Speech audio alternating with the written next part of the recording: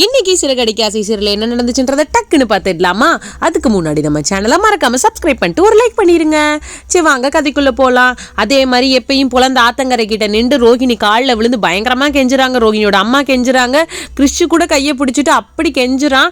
ஆனால் மீனா வந்து நான் அது உண்மையை சொல்லதான் போறேன் அப்படி இப்படின்னு சொல்லி பேசிட்டு இருக்காங்க. இந்த பக்கம் பார்த்தீங்கன்னா கோவிலில் வந்து அந்த பூஜைக்கு தேவையானதெல்லாம் ரெடி பண்ணிட்டு இருக்காரு ஐயர். அந்த குலதெய்வ கோயில் வழிபாட்டுக்கு வந்து எல்லாத்தையும் ரெடி பண்ணிட்டு இருக்காங்க.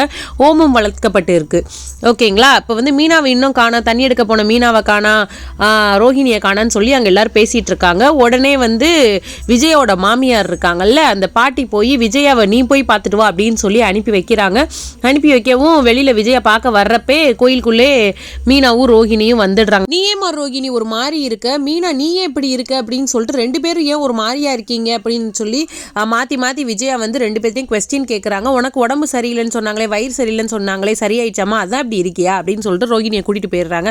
நீ ஏண்டி அவளுக்கு உடம்பு சரியில்லை அப்படி இருக்கா, நீ ஏண்டி இப்படி பேயறிஞ்ச மாதிரி இருக்க அப்படின்னு சொல்லி விஜயா கேட்குறாங்க.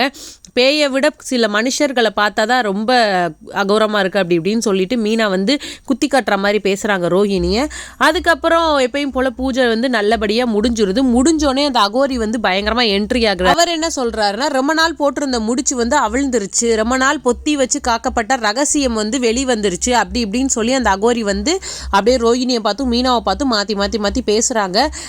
இவர் என்ன தெரியுமா சொல்கிறாரு, நம்ம முத்து வந்து அவர் கிண்டல் பண்ணுற மாதிரி, அவரே மனநிலை சரியில்லாதவர், உங்களுக்கு ஏதோ பைகி எது கிழிஞ்சிருச்சு, அதை தான் முடிச்சு அவுந்துருச்சுன்னு சொல்கிறீங்களா, நான் வேணா வாங்கி தரட்டா அப்படின்ற மாதிரி கிண்டலாக பேசுகிறாரு அகோரியை பார்த்து. அகோரி வந்து அப்படியே பார்த்துட்டு அப்படியே சைலண்ட்டாக கிளம்பிடுறாரு பார்த்துக்கோங்க.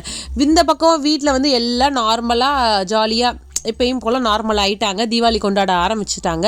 அப்புறம் முத்து வந்து யதார்த்தமாக வெளியே போகிறாரு. அங்கிட்டு பார்த்தீங்கன்னா ரோஹிணியோட அம்மா, அந்த மகேஸ்வரி, கிறிஷ் 3 பேரும் நடந்து பேசிக்கிட்டே வர்றாங்க. மீனா வந்து என்னைக்கு உண்மையை சொல்ல போகிறான்னு தெரியலை, எப்போ வந்து அவள் வந்து நல்ல பொண்ணு, வீட்டுக்காக துரோகம் செய்ய மாட்டா, எப்போ வேணாலும் உண்மையை சொல்லிட வாய்ப்பு இருக்குது அப்படின்னு சொல்லி புலம்பிக்கிட்டே பேசிக்கிட்டே வர்றாங்க. அந்த டைம் வந்து இவங்க பேசினதெல்லாம் கேட்டுட்டாரோ முத்து அப்படின்னு நினச்சி பதட்டமாகி நிற்கிறாங்க 3 பேரும். ஆனால் முத்து வந்து எதுவுமே கேட்கல. ஏமா என்கிட்ட உண்மையை மறைச்சிங்க அப்படின்னு சொல்றாரு. அப்படியே அதிர்ச்சி ஆகுறாங்க அவங்க, உண்மையை கேட்டுட்டாரு போல அப்படின்னு சொல்லிட்டு. நீங்க இங்க இருக்க உண்மையை ஏமா என்கிட்ட மறைச்சிங்க, வாங்க வீட்டில் சாப்பிட்டுட்டு போலான்னு சொல்லிட்டு தீபாவளி கொண்டாடுறதுக்காக வீட்டுக்கு கூட்டிட்டு வர்றாங்க. வீட்டுக்கு கூட்டிட்டு வந்தோடனே பயங்கர ஷாக்கிங்கா பாக்குறாங்க ரோஹிணி. மீனாவை பாக்குறாங்க. 2 பேர் மாறி மாறி மாறி பார்த்துக்கிட்டே இருக்காங்க. அதோட இன்னைக்கு சீரியல் முடிஞ்சு போச்சு. மீனா வந்து உண்மையை மறைச்சது தப்பா கரெக்டான்றதை மறக்காம கமெண்ட் செக்ஷன்ல சொல்லிட்டு போங்க.